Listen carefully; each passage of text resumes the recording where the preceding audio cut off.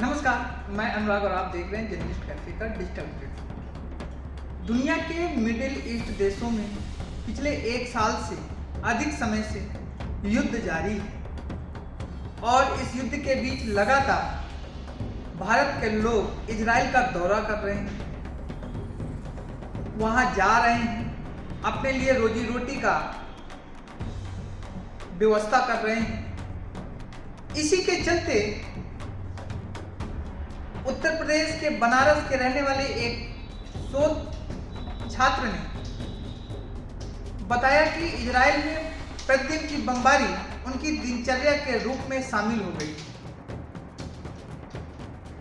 उनको इससे कोई प्रभाव नहीं पड़ता कि कहां पर बमबारी हो रही है, कहां पर मिसाइलें हो रही हैं, क्योंकि जैसे व्यक्ति के जीवन में खाना, बैठना, सोना, जागना एक दिनचर्या है, उसी तरह सुबह, शाम, दोपहर, रात में बमबारी और तोपों की आवाज एक सामान्य सी हो चुकी है।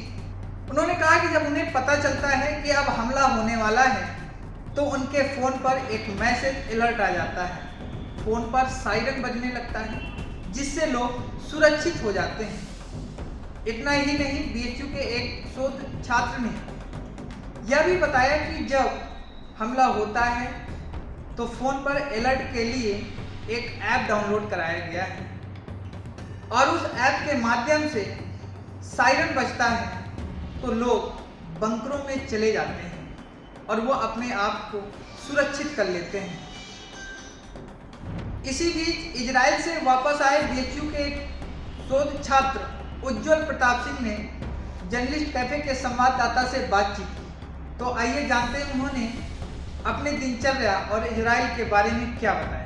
क्रॉस द यारकोन था, तो हमने ये सेलेक्ट किया था। आप जिस भी शहर में रह रहे हो वहाँ सेलेक्ट कर सकते हैं। तो उस पर फिर आप सिटी सेलेक्ट कर दीजिए और फिर वो बज जाएगा। जैसे ये सेल्फ टेस्ट है, सायरन कैसे बजता है, तो हम आपको सुनाते हैं यहाँ पे।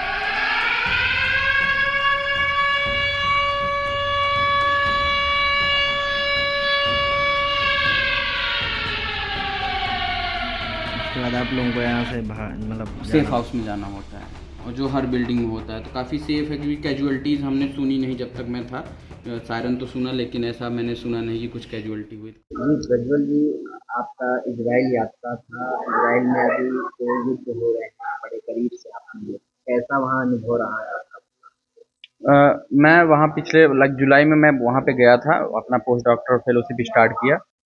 उसके पहले हमको पता था कि जो लड़ाई हो रही है वो बॉर्डर एरिया में तो लड़ाई चल ही रही थी, बट तेल अवीव वहाँ का सेंटर में है और वहाँ की स्थिति पहले ठीक ही लग रही थी। हम काफ़ी महीने से फेलोशिप एक्सेप्टेंस के बाद मैं ऑब्जर्व कर रहा था। तो जब मैं पहुँचा तब बहुत अच्छा लग रहा था। मैं बीच पे गया, बाकी मॉल घूमना और सब कुछ चीज़ें मैंने घूमी टहली, तो सब कुछ नॉर्मल जैसा लग रहा था।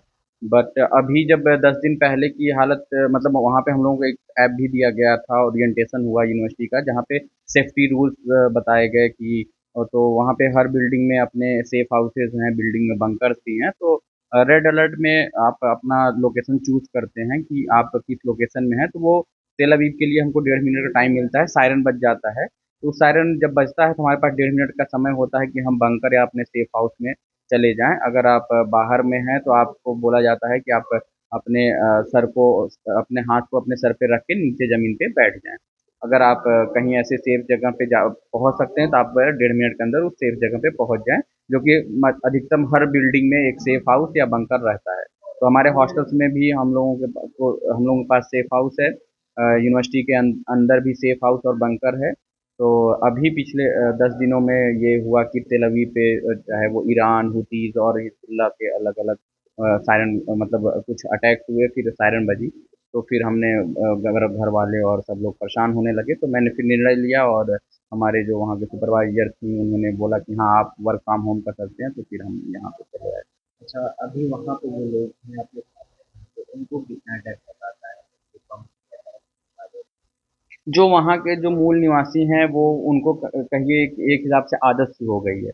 तो उनके लिए, और वो सब वेल ट्रेंड मिलिट्री मैन हैं, क्योंकि वहाँ पे कंपल्सरी है ट्रेनिंग लेना, चाहे वो मेल हो फीमेल हो। तो वो लोग काफ़ी ट्रेंड है और वो लोग काफ़ी मस्तिष्क दिमागी तौर पे बहुत संतुलित रहते हैं। वहाँ पे जब भी सायरन बजता था फिर वो 10 मिनट का हम लोगों को रुकना होता था। उसके बाद वो नॉर्मल अपनी दिनचर्या में मतलब कोई गार्डनिंग कर रहा है तो वो काम करना, लोग अगर कोई है खा पी रहा है, घूमना टहलना, ऐसा कुछ शट डाउन या कर्फ्यू टाइप का कभी सिचुएशन ही नहीं हुआ और ना हमने कभी फेस भी किया। तो लोग मॉल खुला है, सामानें मिल रही हैं, सब कुछ चल रहा है, सायरन बजता था, हम लोग अंदर जाते थे, 10 मिनट बाद फिर निकलते थे, फिर अपनी दिनचर्या में लोग लग जाते थे।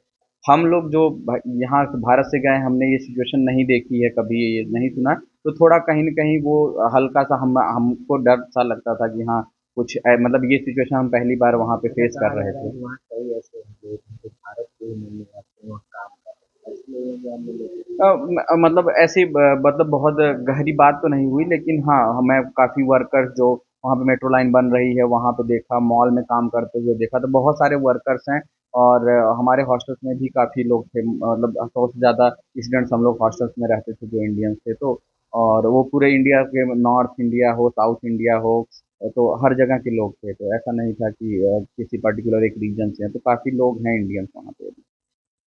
अच्छा, कुछ अपील भी वहाँ के लोग करते होंगे सरकार से कि इसे बंद किया जाए या फिर अभी भी नहीं, जो देखिए हर जगह 2 तरह के लोग होते हैं, क्योंकि अभी भी इज़राइल के जो मूल निवासी हैं वो कहीं न कहीं बंदी बनाए गए हुए हैं हमास के द्वारा।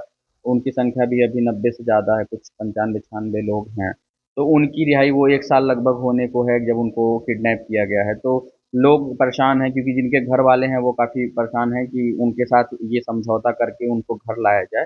तो इसके लिए वहाँ के जो कुछ मूल निवासी हैं वो इस चीज़ पे बात करते हैं कि ये ख़त्म हो जल्दी।